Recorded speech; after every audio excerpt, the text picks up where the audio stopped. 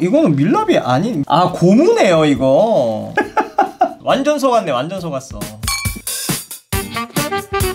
제가 요즘 가장 빠져있는 와인은 레드도 화이트도 아닌 주정강화 와인입니다. 그게 뭐냐고요? 와인을 만들고 거기에 브랜드를 첨가해서 높은 알코올 도수와 색다른 풍미를 가지게 된 와인을 주정강화라고 하는데요. 크게 세 가지로 나뉘는 주정강화 와인 중에서 한 번 빠지면 헤어나올 수 없다는 포트 와인을 같이 마셔보도록 하겠습니다.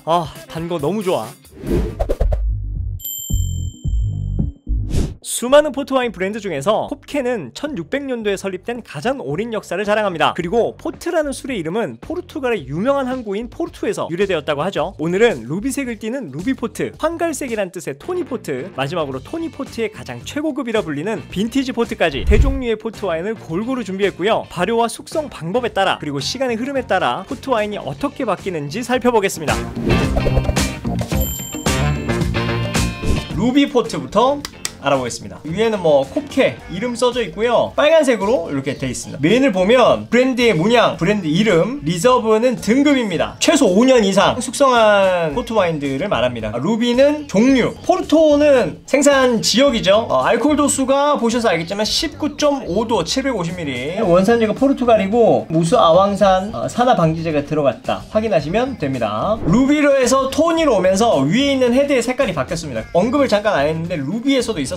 등급을 보증하는 띠, 그리고 메인 레이블, 뭔가 하나 더 써져 있죠. 이게 무슨 뜻이냐면 오크통에서 숙성을 거쳤다. 요것도 루비포트랑 알코올 도수는 똑같습니다. 19.5도 750ml. 가장 최상급이라고 할 수 있는 빈티지 포트, 위에 보시면 되게 뭉툭하게 생겼죠. 이게 뭐냐면 밀랍입니다. 밀랍. 옛날에 와인들을 위에 초로 밀봉을 많이 해놨었어요. 클래식한 느낌을 주죠. 메인 레이블의 형태는 똑같습니다. 그런데 좀 다른 것들이 있는데 중간에 콜헤이타라고 되어 있는 것은 빈티지라는 뜻입니다. 포르투갈에서 생산되는 주정강화 와인에 콜헤이타라고 써있으면 최상급입니다. 밑에 보시면 역시나 오크통에서 숙성했다라는 게 적혀있고요.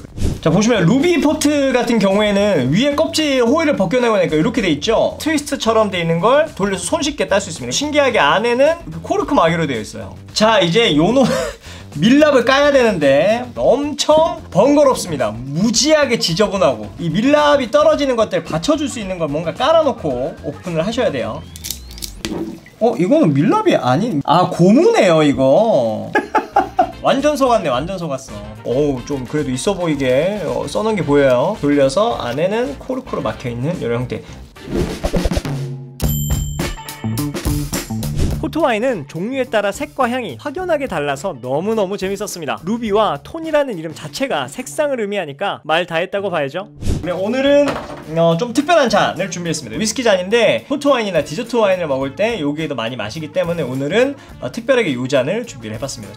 위에서 봐도 어느 정도 육안으로 확인이 되시죠? 일단 루비포트가 전체의 진하기는 완전 진하죠. 붉은빛이 도는 굉장히 진한 레드와인 색깔이 띠고 있고요. 가운데 있는 토니포트부터 완전 갈색, 톤이란 자체가 황갈색이라고 말씀드렸잖아요. 거기서 유래된 게 왜 그런지 알 수 있을 만큼 황갈색을 띠고 있습니다. 오른쪽에 있는 17년산은 확실히 거의 같은 톤을 띠는데 좀 옅어진 거 보이시죠? 전체적으로 조금 탁해지고 살짝 설탕물이 완전 푹 절인 체리랑요 건포도 같은 냄새들이 굉장히 많이 납니다. 그리고 생각보다 어떤 크림베리라든지 그런 베리류의 향들도 많이 나는 편입니다. 5년 숙성된 건데도 불구하고 절여진 향이 많이 나긴 하지만 그래도 그 과일들의 풍미가 좀 올라오는 느낌이 확실히 들긴 듭니다. 처음에 그 루비에서 났던 과일들 있죠? 그 과일들이 모두 다 숙성된 듯한 아카시아 꿀냄새랑 엿기름 같은 데서 나는 고소한 냄새. 이 루비포트가 20대의 파릇파릇한 느낌이라면 30대 초중반의 좀 느낌, 약간 숙성되고 사회에 때가 묻은 듯한 그런 느낌이에요. 되게 깊어졌어요. 거의 이제 과일이라고 떠올릴 만한 향들은 거의 다 사라지고 부드러운 위스키 느낌? 싱글 몰트? 담배의 그 몸체에서 나는 듯한 향, 오래 쓴 가죽 가방에서 나는 기분 좋은 가죽 냄새. 포트와인은 답니다. 하지만 달기만한 와인은 아니에요. 종류별로 다양한 맛과 특색을 가진 친구여서 몇 병 사다 두고 오랫동안 마시고 싶은 녀석이었습니다. 생각하니까 또 마시고 싶네요. 조금 알코올 도수 세고 단맛 센 레드와인 마시는 그런 느낌이에요. 목 초입에 알코올 때문에 약간 따가운 느낌이 들긴 합니다. 그만큼 알코올 도수가 세다라는 술 맛이 느껴져요. 떫은 맛은 0.3? 느껴질랑 말랑. 산도가 그래도 한 1 정도 있어요. 단맛이 4. 확실히 달아요. 1 정도의 알코올감. 요거하고 어울리는 건 아무래도 체리 주빌레. 체리 주빌레에 이걸 부어서 먹어보고 싶어요. 스테이크 이런 거보다는 강렬한 맛을 가진 디저트들이 먼저 생각이 납니다. 토니 포트부터는 아까 그 루비 포트에서 지배적으로 났었던 과일 맛들이 거의 안 납니다. 완전 익어버린 느낌이고요. 좀 모가 같은 그런 냄새들이 많이 나고 아몬드 같은 견과류에서 느낄 수 있는 고소한 맛들이 조금 뒤에 올라옵니다. 거의 제가 볼 때 떫은 맛 탄닌이 0.1 수준으로 낮아졌습니다. 탄도는 0.8, 당도는 여전히 4 정도 되고 알코올감이 1.2. 안에 있는 양념이 완전 찐득찐득할 때까지 푹한 갈비찜이라든지 간장 베이스 진한 뭐 안동찜닭 같은 것들, 요런 것들이 조금 생각나고 아 맛있다.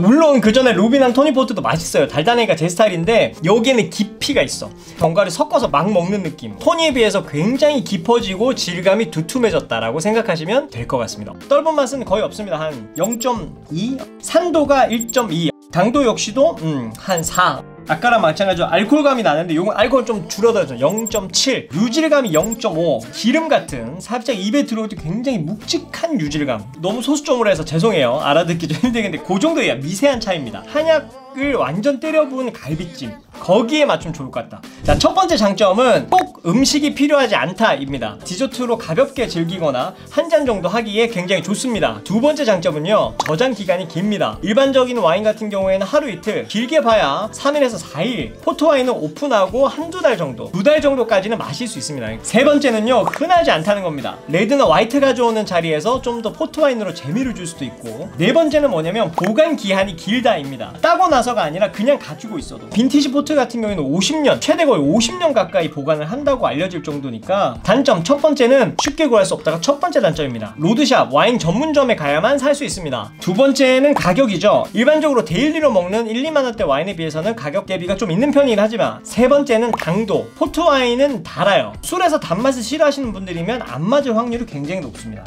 포트 입문자라면 꼭 거쳐가야 하는 포트 와인, 과실미를 좋아한다면 강추, 와인과 위스키를 둘 다 사랑한다면 꼭 마셔봐야 할 와인, 저는 루비보다 토니가 훨씬 맛있습니다.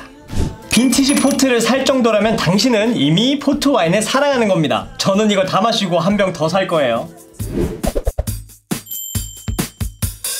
모스카토처럼 흔한 디저트 와인은 싫고 아이스 와인이나 기부 와인은 너무 달고 비싸게 느껴진다면 이 독특한 풍미를 가진 포트 와인이 훌륭한 대안이자 색다른 취미가 될 것을 저는 감히 예상해봅니다. 맛있는 식사 후에 디저트로 즐겨도 훌륭하지만 책상 한켠에 두고 한 잔씩 꺼내 마시는 재미가 있는 포트 와인은 꼭 한번 경험해보시길 바라면서 지금까지 주도면밀이었습니다. 향긋한 하루 보내세요.